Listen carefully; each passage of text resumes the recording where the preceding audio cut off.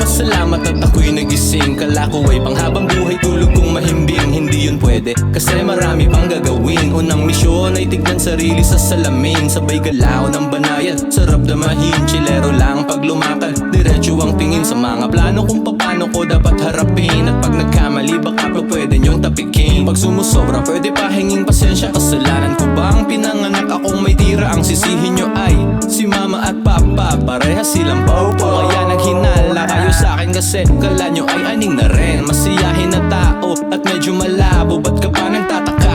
Ako'y tagalabo, kadugong takabaga. Sabi ng tagadait, duet lang na duet hanggang merong mapala. At mapunta sa malayo gamit lamang ay paa. At kantang merong puso, ramdam ng yung pandama. Pasok sa yung tenga, labas sa kabila. May naiwang mensaheng magbubukas sa yung mata. Ano nga bang dahilan? Ba't ko to ginagawa? Sawa na sarap na puro ego at pera. Wala na bang bago? Alak at bomba, gasgas na ang linya. Di ginagamit pagka malikhain. Gusto lang kumita, dami mong mas maguguno na mundo. San ba tayo magkikita sa langit o impyerno? Pero meron bang ganun? Sinong nagpapatunay? Wala naman bangkay na bumabangon sa hukay. Ang meron ay buhay, pero mukhang patay. Pautangan ng oras, di oras mag-aantay. Sa'yo na ang lahat ng yaman dito sa mundo. Basta sa'kin lang hiling ko ay humupa na gulo. At kaninong panig ba ako sa sang-ayon? Parang kahapon lang nanonood pa ng ahon. Soundtrip ko si Delo at si Marlon pero Ramas. Sa PC na depiso, headset na amoy punyemas. Ang bibig sa classmate ko noon is stick figures.